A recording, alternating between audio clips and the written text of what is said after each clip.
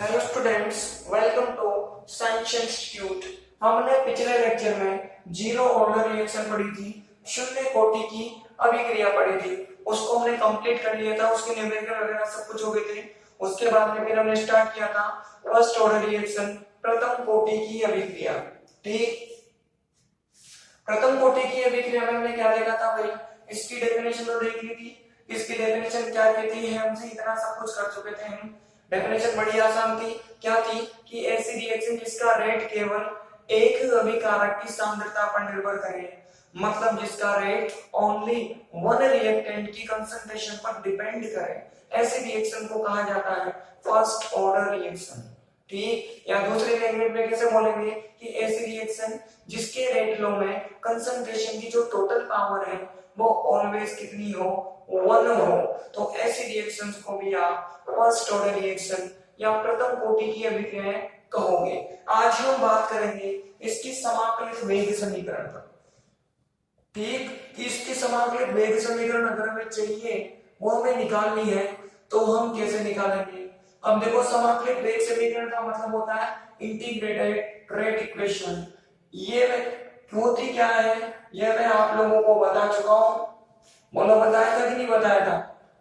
जब मैंने आप लोगों को फर्स्ट ऑर्डर रिएक्शन करवाई थी, तो वहां पर मैंने समझा दिया था कि इंटीग्रेटेड रेट इक्वेशन का मीनिंग है कि हम उस रिएक्शन के को पता लगाना चाहते हैं, रेट कांस्टेंट का फॉर्मूला पता लगाना चाहते हैं, वेग स्थिरांक का सूत्र ज्ञात करना चाहते हैं। जहां भी हमें रेट कांस्टेंट या वेग स्थिरांक का फॉर्मूला मिल जाएगा, उस रिएक्शन को कहा जाता है इंटीग्रेटेड रेट इक्वेशन या समाकलित वेग समीकरण। आपको पता है, जीरो ऑर्डर में मैंने बहुत ही अच्छे तरीके से समझाया था कि हमेशा इसके अंदर हम एक रिएक्शन को मान कर चलेंगे, एक रिएक्शन सपोज करके चलेंगे।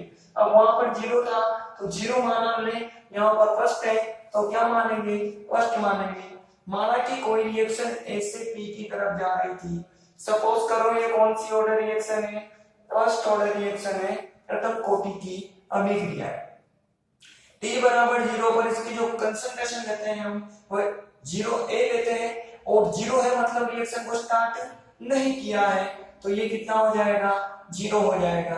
अब आफ्टर टी टाइम की बात करें, after T time what happened, after T time suppose x amount converted into product, x मात्रा किसमें कन्वर्ट होगी, प्रोडक्ट में। अब x इधर चली गई है तो रिमेनिंग कितनी बचेगी, a माइनस एक्स। बोलो, इसी तरह से हमने किसके अंदर किया था, जीरो ऑर्डर के अंदर, और सेम टू सेम केस हमने किसके अंदर कर लिया, फर्स्ट ऑर्डर के अंदर। यहां तक तो कुछ भी चेंज नहीं है। अब इसका क्या लिखना है, हमें रेट लो लिखना है। उपरोक्त अभिक्रिया का वेग नियम, उपरोक्त अभिक्रिया का वेग नियम, rate constant of sorry rate law above reaction, above reaction। ठीक, क्या कहता है भाई हमसे, ये कहता है कि अब मैंने दो तरह से लिखना सिखाया था आप लोगों को, प्रोडक्ट के बेसिस पर भी सिखाया था मैंने, रिएक्टेंट के बेसिस पर भी समझाया था। दोनों बेसिस हमने देखे थे। यहाँ पर देखो, किसी से भी लिख दो, हम किससे लिखेंगे, प्रोडक्ट से। अब जिसने वो लेक्चर नहीं देखा वो देख के ना जीरो ऑर्डर वाला कहे, उसके बाद इसको देखना। तो मैंने प्रोडक्ट की कंसंट्रेशन को यूज में लिया, तो आगे क्या लगाना पड़ेगा, प्लस साइन। ऐसा ही किया था हमने स्टार्टिंग में। फिर ये किसके डायरेक्टली प्रोपोर्शनल, हम ये कंसंट्रेशन कहां पर देखना चाहते हैं, टी टाइम पर। तो टी टाइम पर प्रोडक्ट की कंसंट्रेशन x, इसमें चेंज तो dx, और नीचे क्या हो गया, dt। डायरेक्टली प्रोपोर्शनल टू किसके, उसमें भाग लेने वाले रिएक्टेंट की कंसंट्रेशन, पार्टिसिपेट करने वाले अभिकारक की सांद्रता की। तो टी टाइम पर इस रिएक्टेंट की कंसंट्रेशन कितनी है, इसकी सांद्रता a माइनस x है। अब रिएक्शन कौन से ऑर्डर की है, कितनी कोटि की अभिक्रिया है, फर्स्ट ऑर्डर है, तो यहाँ पर कितनी पावर लगानी पड़ेगी, वन। जीरो था तो जीरो लगाया था, वन है तो वन पावर लगाना है। बस आगे इसको सोल्व करना है आपको। डायरेक्टली प्रोपोर्शनल को हटाओगे आप तो क्या लगाना पड़ेगा, कांस्टेंट। और ये कांस्टेंट होता क्या है, T1, और इसको कहते क्या है, प्रथम कोटि का वेग स्थिरांक, जहां पर वेयर ये जो K1 है वह क्या है, प्रथम कोटि का वेग स्थिरांक, प्रथम कोटि का वेग स्थिरांक, rate constant of first order reaction. ठीक, चलो भाई आगे बढ़ते हैं। ये होगी हमारी इक्वेशन नंबर 1।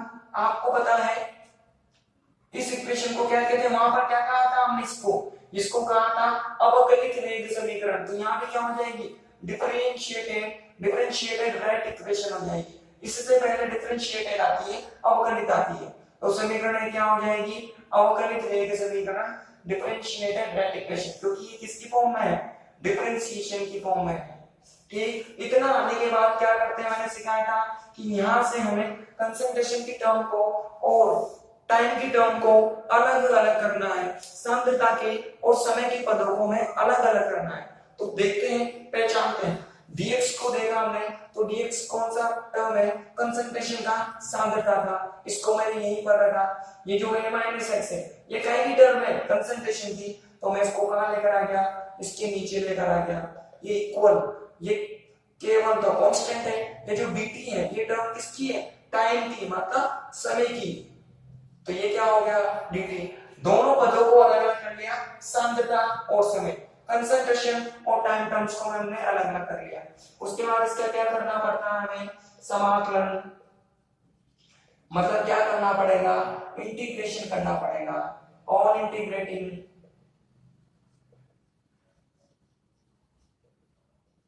ऑन इंटीग्रेटिंग, तो इंटीग्रेट कर दोगे आप इसको, समाकलित कर दोगे, तो पहले क्या लगाना पड़ेगा, समाकलन का चिन्ह, समाकलन साइन लगाओ, a माइनस x। अब देखो K1 तो क्या होता है, constant, and you know that जितने भी कांस्टेंट होते हैं सबके सब इंटीग्रेशन साइन के बाहर। तो अब देखो ये क्या बन गया, बस 1 अपॉन x, बना कि नहीं बना, 1 अपॉन x का जो इंटीग्रेशन होता है वो क्या होता है, ln x। तो यहाँ x की फॉर्म में देखो, इस पूरी क्वांटिटी को सपोज करो t मान लिया मैंने, ठीक है ना, तो ये 1 अपॉन t हो जाएगा, 1 अपॉन t है, तो इसका इंटीग्रेशन क्या हो जाएगा, ln t।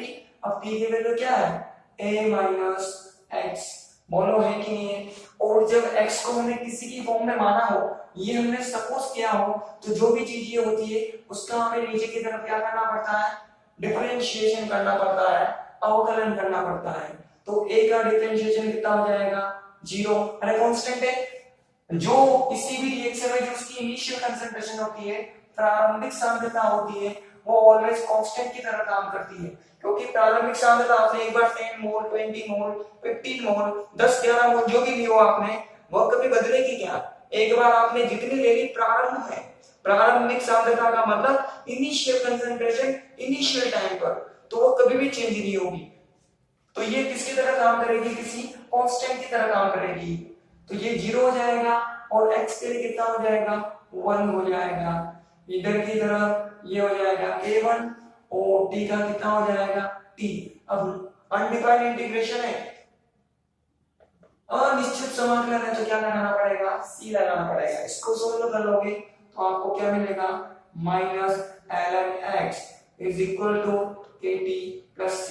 इक्वेशन नंबर कौन सी बन गई, 2 बन गई। और बनी कि नहीं बनी।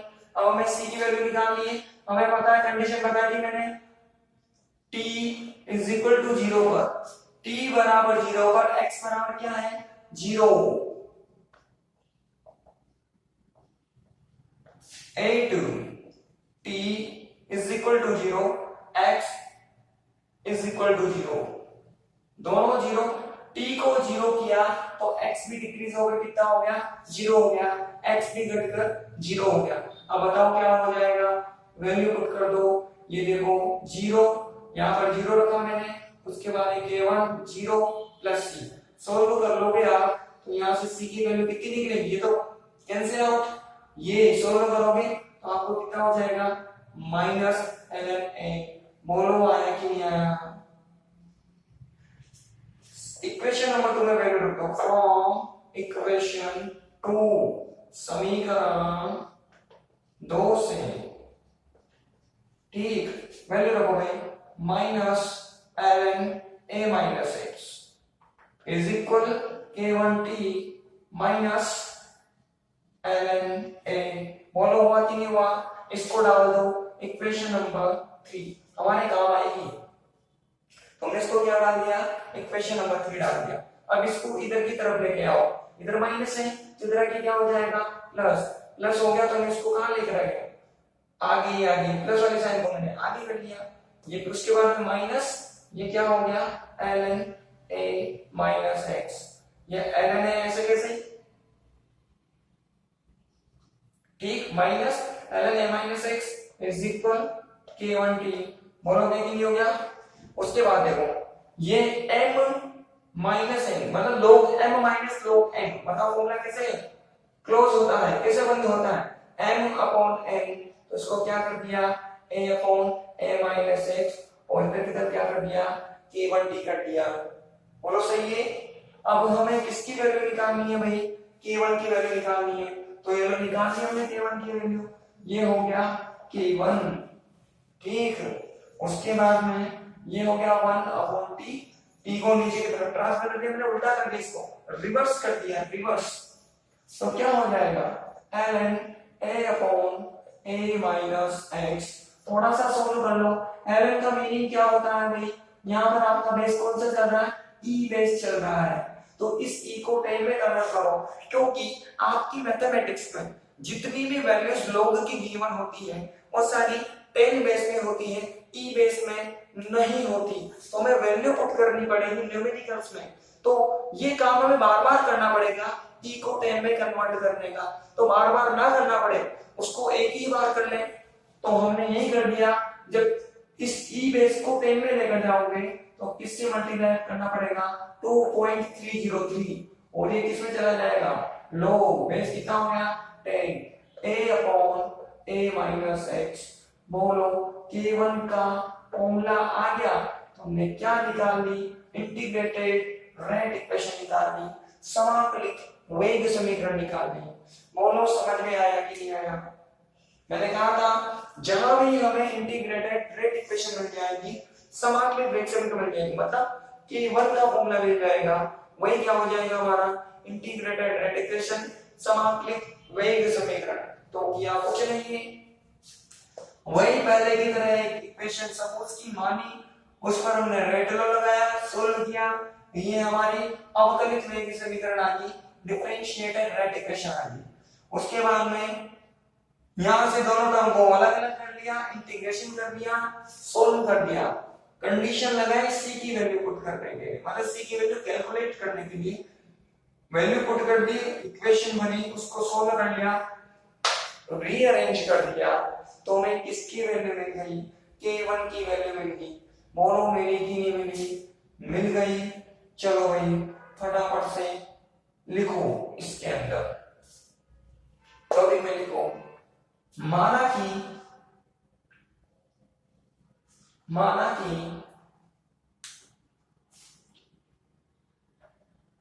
एक प्रथम कोटि की अभिक्रिया निम्न प्रकार से संपन्न हो रही है।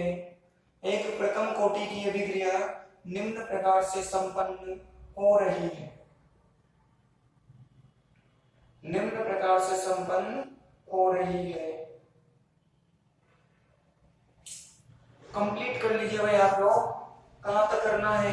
इक्वेशन नंबर 1 तक, यहां तक करना है ओनली, इक्वेशन 1। आप लोग लिखिए suppose any first order reaction takes place like following way,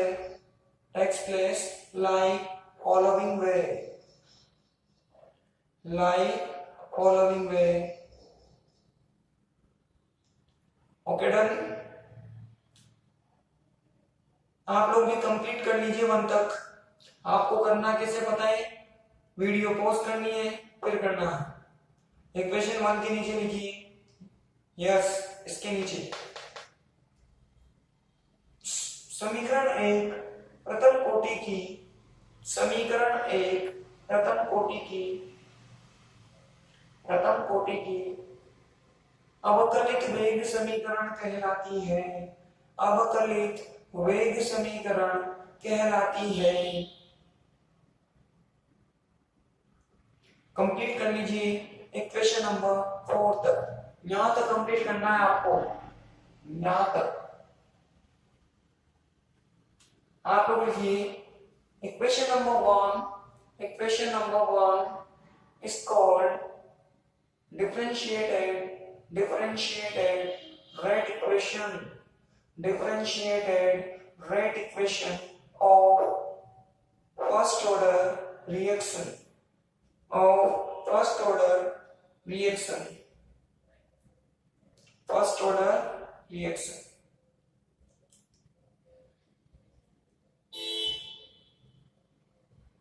done कर लीजिए भैया अभी इक्वेशन नंबर 4 तक।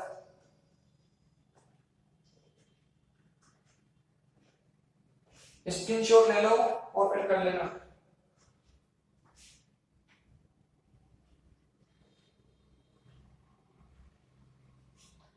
ओके, और के नीचे लिखिए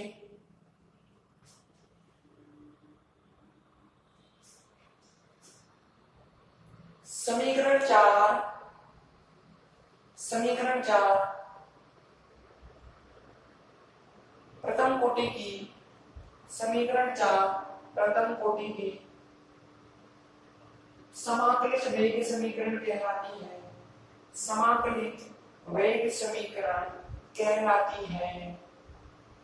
समाकलित वेग समीकरण कहलाती है।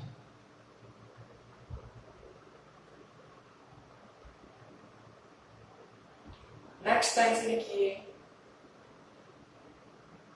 समीकरण 4 वेग स्थिरांक, समीकरण 4 वेग स्थिरांक तथा समय कोमा अभिकारक की सांद्रता के मध्य, अभिकारक की सांद्रता के मध्य संबंध है। अभिकारक की सांद्रता के मध्य संबंध है।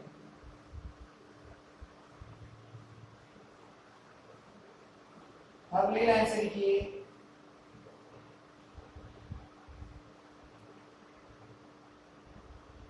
समीकरण 4 वेग स्थिरांक केवल का सूत्र है। समीकरण नंबर 4 वेग स्थिरांक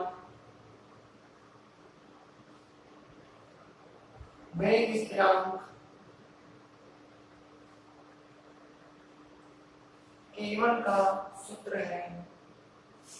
वेग स्थिरांक केवल का सूत्र है।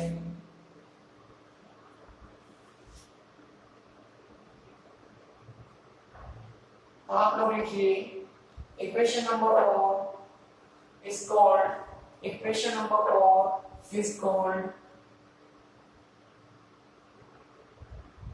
integrated rate equation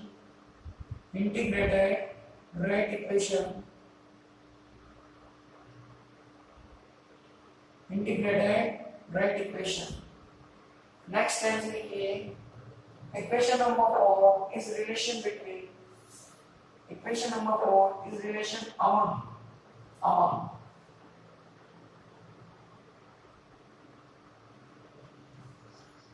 rate constant time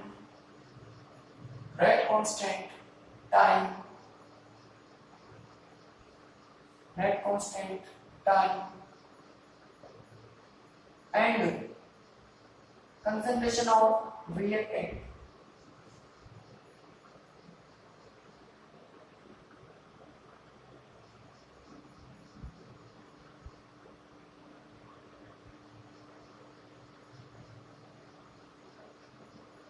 ठीक,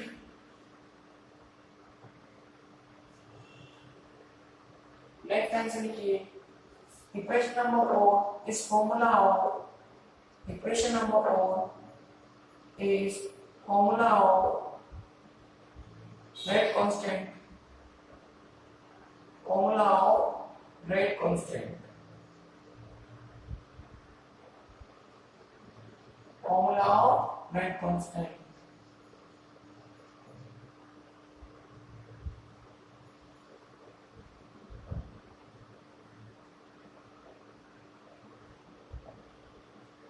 डन। नेक्स्ट टॉपिक लिखिए भाई ग्राफ। अब हम इसका ड्रॉ करेंगे ग्राफ। इसके दो तरह के ग्राफ होते हैं, एक तो इंटरसेप्ट वाला और एक विदाउट इंटरसेप्ट वाला। इंटरसेप्ट है तो कैसे ड्रॉ होगा पहले वही करते हैं, समझ लेते हैं एक एक को। हमें दोनों इक्वेशन को देखकर ग्राफ ड्रॉ करना है। एक बार 3 को लेकर ड्रॉ करेंगे हम, एक बार 4 को देखकर ग्राफ खींचेंगे। पहले मैंने इंटरसेप्ट वाला लिखा है, इंटरसेप्ट वाला लिखा है, तो हमने कहां से देखना है? Equation number 3। Equation number 3 we know that this is equation number 3, ln a minus x and k1t minus ln a। और इतना है कि नहीं इतना ही है, इस इक्वेशन को माइनस से मल्टीप्लाई कर दो, तो माइनस से मल्टीप्लाई करने से प्लस, यहाँ पर प्लस है तो ओवरऑल क्या हो जाएगा माइनस, तो माइनस माइनस क्या हो जाएगा प्लस हो जाएगा। इसका कंपैरिजन कर दो इसके साथ में, y is equal to ये y is equal to mx plus c। मैंने इसका ग्राफ ड्रॉ करना सिखाया था आपको, बोलो y एक्सिस पर कौन नजर आ रहा है? ln a minus x। x axis पर कौन नजर आया? t नजर आया। और m इसके इक्वल है, m इसके इक्वल है भाई, m मतलब स्लोप, स्लोप मतलब ढाल। एक इसके इक्वल है, t1 के इक्वल है। साथ में इसकी जो स्लोप है वो कैसी है? नेगेटिव स्लोप है। नेगेटिव है तो देखो अगर पॉजिटिव होती तो ग्राफ ऐसा आता, ऐसा आता। नेगेटिव स्लोप का ग्राफ कैसा आएगा? इस तरह से आ जाएगा। इसका ग्राफ कैसा आएगा भाई? कुछ इस तरह से इसका ग्राफ आएगा, ठीक।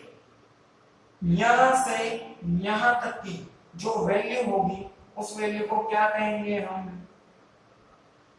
ये c है, ये वैल्यू क्या कहलाएगी भाई? ln a कहलाएगी। यहां से लेकर के यहां तक की जो वैल्यू है वो क्या कहलाएगी? ln a। और अगर हमें इसकी ढाल ज्ञात करनी है, स्लोप कैलकुलेट करनी है, तो सिंपली हमें क्या करना है? ये हो जाएगा dy और ये हो जाएगा dx। और यहां से ये m होगा और किसकी इक्वल होगा? ये m मतलब स्लोप, इसके इक्वल dy अपॉन dx। और ये किसकी इक्वल भाई? k1 के। तो अगर इस ग्राफ की हम स्लोप कैलकुलेट कर ले, ढाल ज्ञात कर ले, तो बताओ हमें k1 की वैल्यू मिलेगी कि नहीं मिलेगी? मिलेगी। हमने इसका कंपैरिजन कर दिया, y जहां पर नजर आ रहा था वहां पर ये लिखा, जहां पर x होता है वहां पर t लिखा। और नेगेटिव स्लोप है, ऋणात्मक ढाल है, तो इस तरह का ग्राफ आएगा। यहां से यहां तक की वैल्यू क्या होगी? ln a हो जाएगी। स्लोप कैलकुलेट करने के लिए अपॉन x सिंपली करते हैं, ये हो जाएगा। बोलो हमने कर लिया कि नहीं कर लिया? एक ग्राफ हमारा खत्म हो गया, कौन सा? इंटरसेप्ट वाला। अब दूसरे वाले ग्राफ की बात करते हैं। दूसरा वाला graph, graph going from origin, graph going from origin.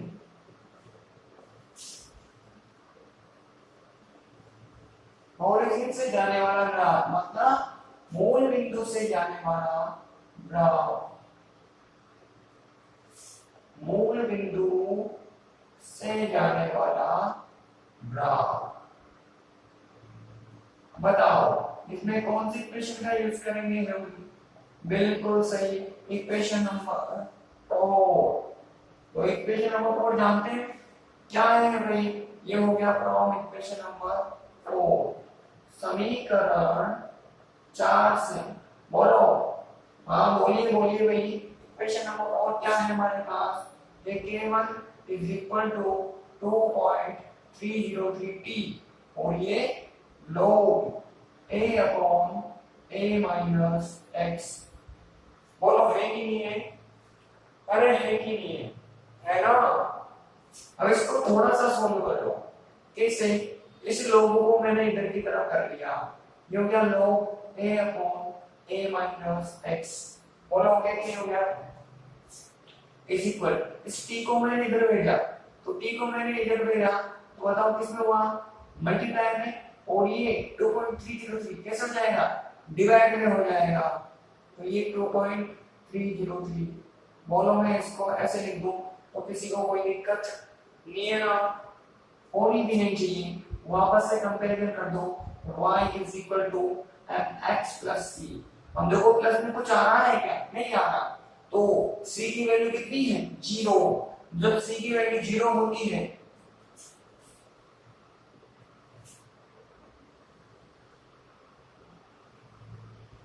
जब c की वैल्यू 0 होती है तो ग्राफ पर पॉजिटिव है, पॉजिटिव स्लोप है, धनात्मक ढाल है, तो ग्राफ कैसा आएगा?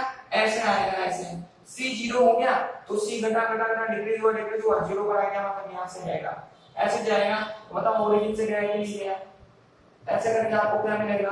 ग्राफ मिलेगा। y जहां पर नजर आ रहा है वहां पर वैल्यू लिखो। क्या है भाई? a upon a minus x। और सॉरी x का है इधर की तरफ, तो x क्या हो गया?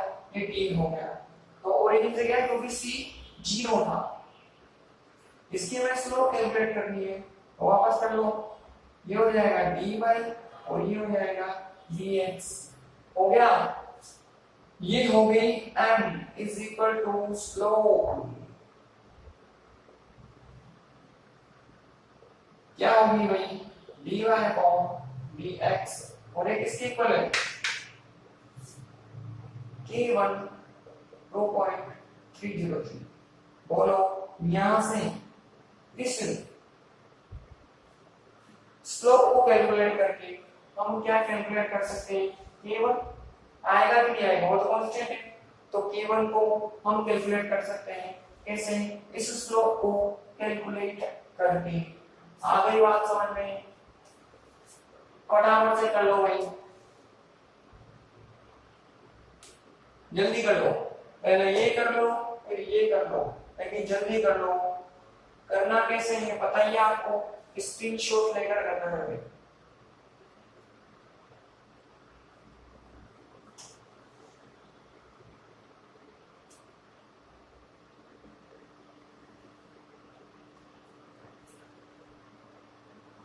ठीक कर लिया होगा आप लोगों ने?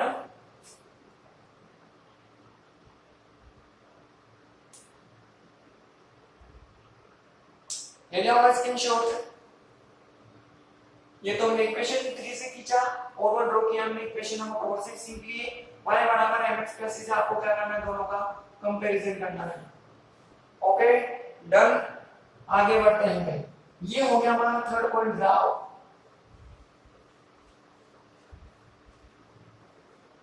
लिख लो इनके नीचे। दोनों करने के बाद नीचे की तरफ लिख लो। उपरोक्त ग्राफ से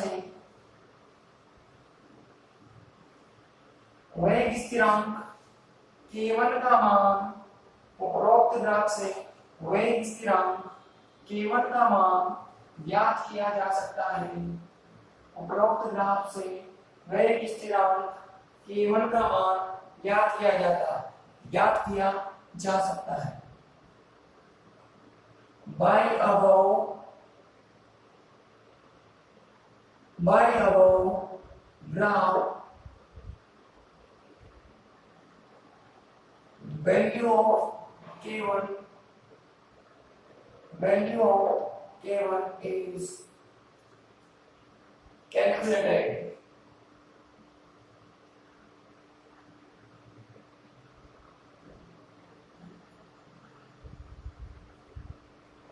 value of K1 is calculated.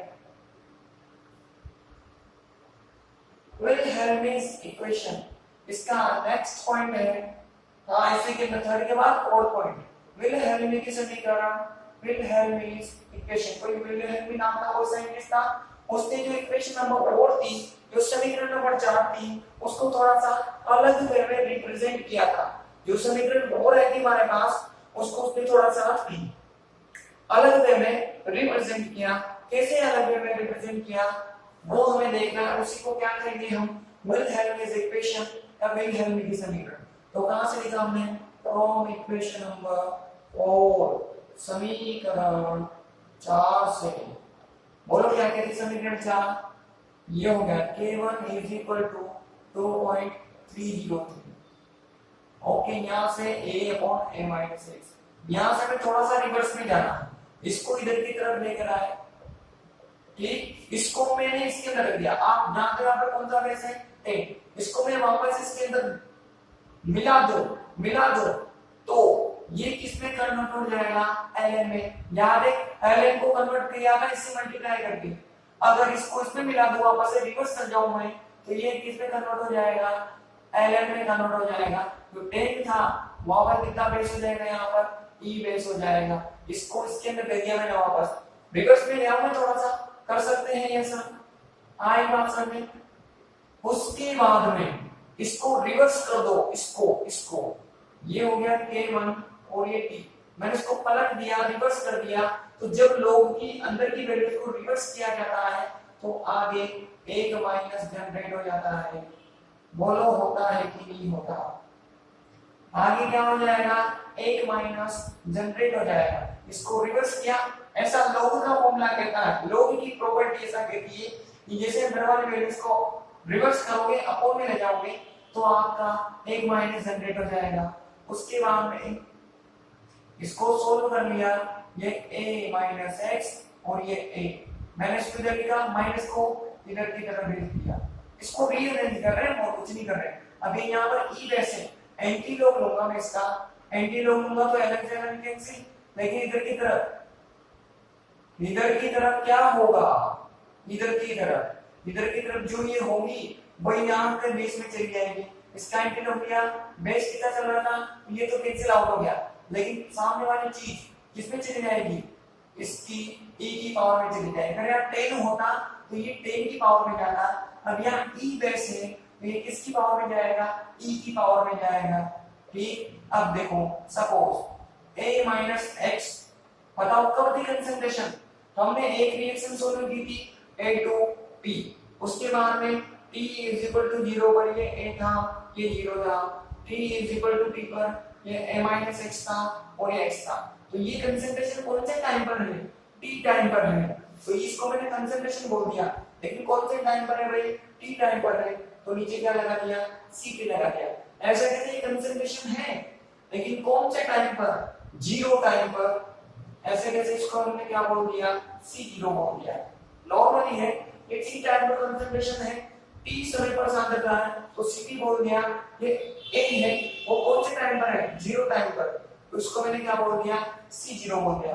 Values put कर दो, ये हो जाएगा Ct, ये हो जाएगा C0, e की पावर माइनस K1t, इस C0 को उधर भेजो तो ये Ct अपॉन C0, e की पावर माइनस K1t, इसी इक्वेशन को कहा जाता है विलहेल्मीज इक्वेशन या विलहेल्मी की समीकरण।